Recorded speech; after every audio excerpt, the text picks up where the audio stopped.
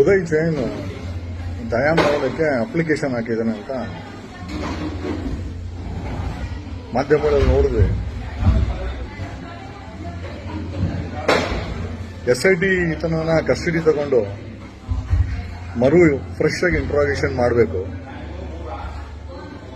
ಎರಡನೇದಾಗಿ ಈ ಹಿಂದೆ ಅವನ ಮೇಲೆ ಉದಯ್ ಜೈನ್ ಮೇಲೆ ನನಗೆ ಗೊತ್ತಿಲ್ಲ ಯಾರು ಹಾಕಿದ್ರು, ಅವ್ರಿಗೆ ಬ್ರೈನ್ ಮ್ಯಾಪ್ ಹಂಗೆ ಆಗಿದೆ ಅಂತ. Fresh brain map application has to be filed before the court.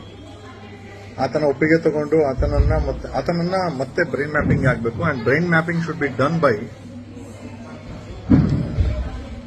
Karnataka ಬಿಟ್ಟು ಹೊರಗಡೆ, ಇದರ್ ಫ್ರಮ್ ಗುಜರಾತ್ ಅವ್ರ ಆಂಧ್ರ, ಗೋವಾ. ಆ ಡಾಕ್ಟರ್ಸ್ ಈ ಬ್ರೈನ್ ಮ್ಯಾಪ್ ಅನ್ನ ಕಂಡಕ್ಟ್ ಮಾಡಬೇಕು. ಕರ್ನಾಟಕದ ಡಾಕ್ಟರ್ಸ್ ಇನ್ವಾಲ್ವ್ಮೆಂಟ್ ಮಾಡಬಾರ್ದು, ಯಾಕಂದ್ರೆ ದೇ ಆರ್ ಆಲ್ರೆಡಿ ಇನ್ಫ್ಲೂಯೆನ್ಸ್.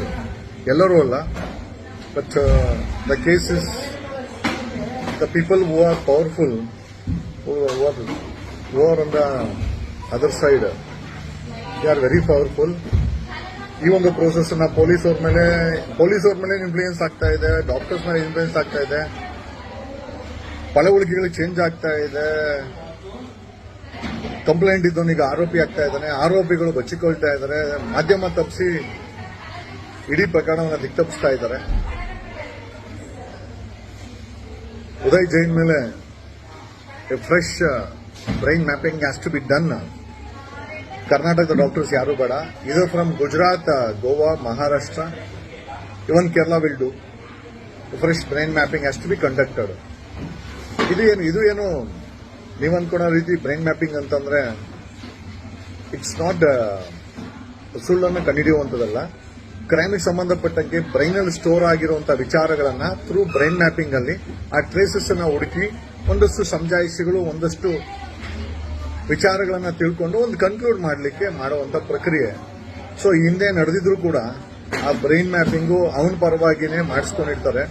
ಕಾರಣ ಯಾಕೆ ಅಂತಂದ್ರೆ ಇದರಲ್ಲಿರುವಂತ ದೊಡ್ಡವರು ತುಂಬಾ ಶಕ್ತಿವಂತರು, ಅದನ್ನೆಲ್ಲ ಮ್ಯಾನೇಜ್ ಮಾಡೋ ಶಕ್ತಿ ಅವ್ರಿಗಿದೆ. ಹಾಗಾಗಿನೇ the brain mapping has to be conducted.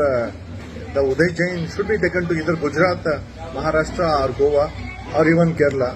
ಅಲ್ಲಿ ಬ್ರೈನ್ ಮ್ಯಾಪಿಂಗ್ ಕಂಡಕ್ಟ್ ಆಗಬೇಕು.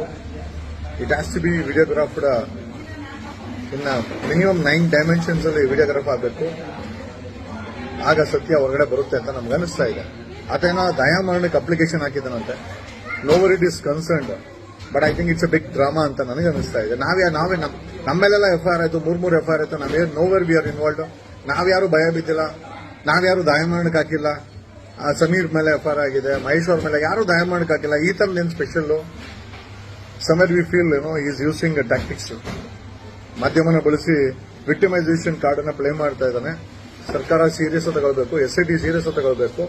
ಅದನ್ನ ತೊಂದರೆ ಏನು ಕೊಡೋದು ಬೇಡ, ಬಟ್ ಈ brain mapping is must, that too outside of Karnataka. Thank you.